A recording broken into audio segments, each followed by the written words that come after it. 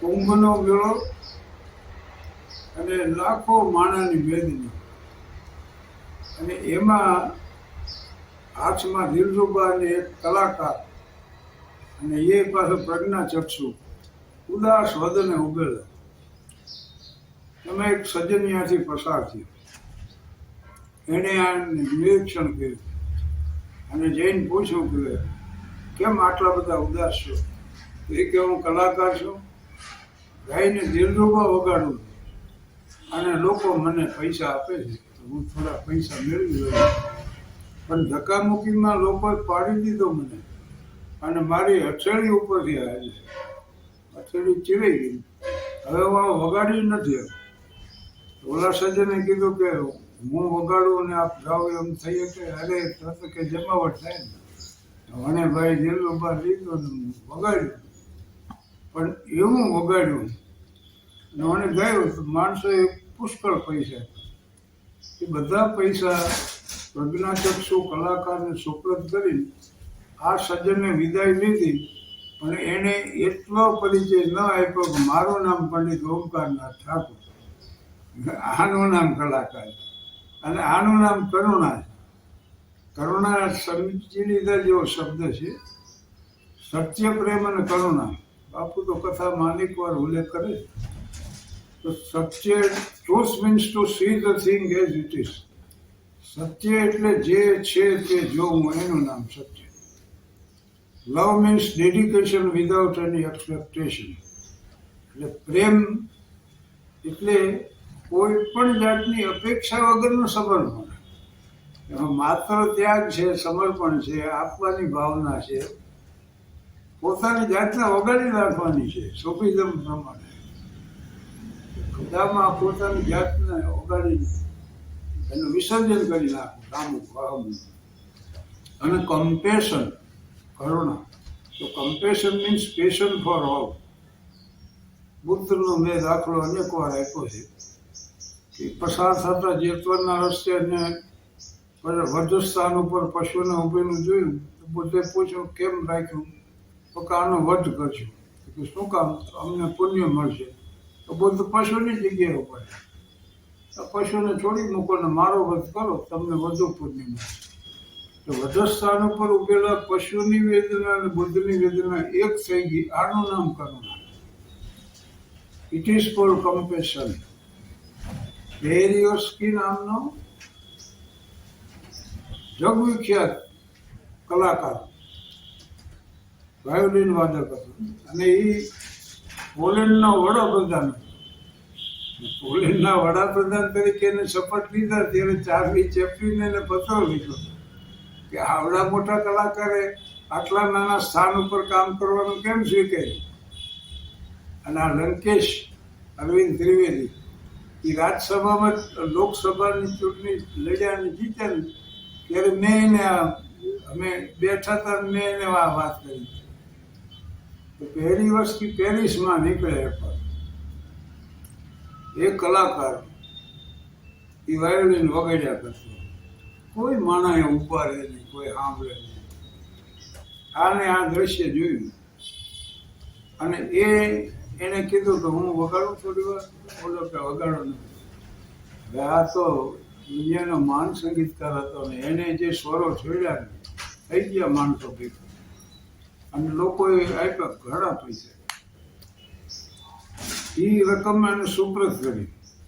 હવે પેરિયોસ્કીના મિત્રોને આ ખબર પડી, લખપતિ અને કરોડપતિ માણસો, એ કે તે જઈને રસ્તા ઉપર ઉભા રહીને વગાડ્યું. અરે એને 1000 ફ્રાંક આપી દેવા હાર્ડ. એટલે પેરિયોસ્કી 1000 ફ્રાંક નહીં, હું 5000 દઈ શકું, એ સવાલ નથી. પણ 1000 ફ્રાંક દઈને હું હાલતો થયો જ ને તો એ દયા ગણા. અને મેં એની જગ્યાએ ઉભા રહીને વગાડ્યું ને એનું નામ કરુણા. આ ઇટ ઇઝ કોલ્ડ કમ્પેશન. એની વ્યથા નાની વ્યથા એક થઈ ગઈ. આ જ રીતે ચોપાટી ઉપર 3 અનાથ બાળકો એક હાર્મોનિયમ, જે તબલા, મંજીરા જેવું વગાડતા, અને એને કોઈ પૈસા આપતા નહીં. એમાં સ્વર સમ્રાટ સાયગલ નીકળ્યા, અને સાયગલ બેસી ગયા ચોપાટીમાં ત્યાં, અને એને વગાડ્યું અને ગાયું. તમે દીદી પૂછો ગયા અમે જી કે ક્યાં કરે ત્યાં જે પૈસા છે એ અને આપ્યા. સાયકલે શું કીધું કે અનાથ બાળકોની વ્યથાનો મને અનુભવ છે ને જ્ઞાન છે. પણ થોડી હળવી વાતો લઈને હું ઘણી વાર મજાકમાં કહું છું કે પતિ પત્ની વચ્ચે મહિનાના જો હળવા કજિયા થાય તો એને પ્રસન્ન દાંપત્યનું ચિહ્ન ગણવું. અને ઘણી વાર છે ને કજિયાના કારણો હાવ સામાન્ય હોય. મારા મિત્ર મસૂર એને મહેમાન આવ્યા અને મહેમાન ચા પાણી પીતા તેમાં ઓલી જાદવજી આવીને દાખલ થઈ. એ ભળ્યો ચા પાણી નાસ્તામાં. ત્યાં સુધી તો વાંધો નહોતો, પણ વાતચીત કરતા કરતા એક જમાનો એવો હતો કે આપણા ઘરે મહેમાન આવે ને એ પૂછતા કે દૂધણામાં કાંઈ ખરું. અને તેની માણસો ગાય કે ભેંસ કેવું રાખતા. અમારે ત્યાંય ગાય હતી હોય ને હું એને જોકમાં મૂકવા જતો તો મહેમાને પૂછ્યું કે દૂધણામાં કાંઈ ખરું. મથુર બોલે એ પહેલા જાદવજી બોલ્યો કે અત્યારે તો મથુરને હરસ દૂજે એમાં બાજ્યા. હરસ કાંઈ દૂધણું ન ગણાય. આને આવો જવાબ આપ્યો એમાં કજ્યો. પત્ની શબ્દ છે ને એ પત્ની નથી. પત્ની તો મિત્રોની હાજરીમાં ઘગલાવી નાખે તમને એનું નામ પત્ની છે. મનોર એક મિત્ર છે મારો, મનોરમાં એના પત્ની. અને એ બધી બહેનપણીઓ મિત્રો ભેગા થયા હોય ને એની હાજરીમાં જરાક મનોરને ઘગલા થાય એટલે ઓને સંતોષ થાય, અહમ પોસાય. એટલે મનોરમાએ કીધું કે તારામાં તો અકલ જ નથી. આ 20 રૂપિયાની વસ્તુ તો 60 રૂપિયામાં લેવો. એ મનોર કે તને ન લેવો એમાં બાજ્યા. હવે આ તો આ સામાન્ય પ્રસંગો છે, પણ અસ્વસ્થતામાં દૂધ, મહાભારતની વાત કરી તો અસ્વસ્થતામાં દૂધ હાટું રોયો. ગુરુ દ્રોણ અને કૃપી એમના પત્ની કૃપાચાર્ય છે ને એના બેન થાય કૃપી. અને નાનકડો બાળક અસ્વસ્થતામાં હતો ત્યારે હવે એને દૂધ પીવું હતું.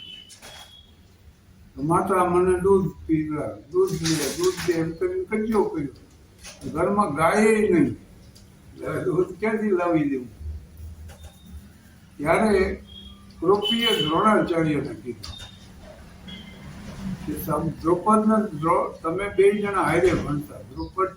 રાજા દ્રૌપદ તમારી હારે ભણતા અને આવી ગાઢ મૈત્રી હતી તમારી. ત્યાં જઈને ગાય લઈ આવો. થાન જે છે ને એ દ્રૌપદીની નગરી છે.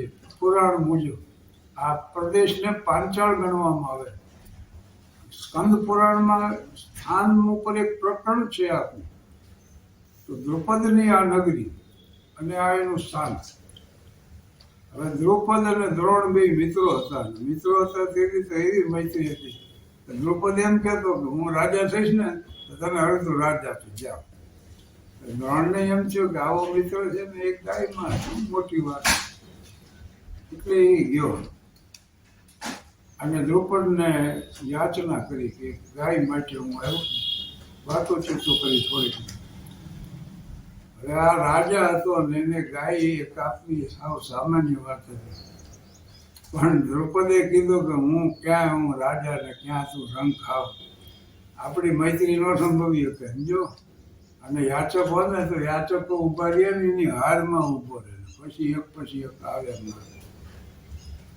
દ્રોણને ઘા થઈ પડ્યો માથાનો અને ગયો. એક તો જેની એ વખતે બ્રાહ્મણોનું મહત્વ એવું હતું કે અયાચક ગણા. રાજા મહારાજો ઋષિ મુનિઓના આશ્રમે જઈને એ એમને આપતા સંપત્તિ. એ લેવાય કોઈ દી જતા પણ આને યાચના કરી.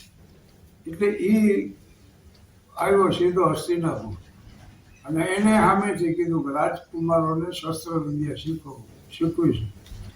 અને શીખવીએ કરી કૌરવોને અને પાંડવોને. અને આ શસ્ત્ર વિદ્યા શીખ્યા પછી ગુરુ દક્ષિણાનો પ્રશ્ન એવો એટલે અર્જુન પ્રણામ કરીને કીધું ગુરુદેવ બોલો, ગુરુ દક્ષિણામાં શું આપવું? એટલે દ્રોણે કીધું કે દ્રૌપદને હરાવી કેદ કરીને મારી સામે રજૂ કરે. આ તો બાણાવળી હતો અર્જુનને, એને તો આક્રમણ કર્યું ગાયને, દ્રૌપદને પકડ્યો કેદ. તો દ્રૌપદના સિંહાસન ઉપર દ્રોણ બેઠા, દ્રૌપદને સામે રજૂ કર્યો.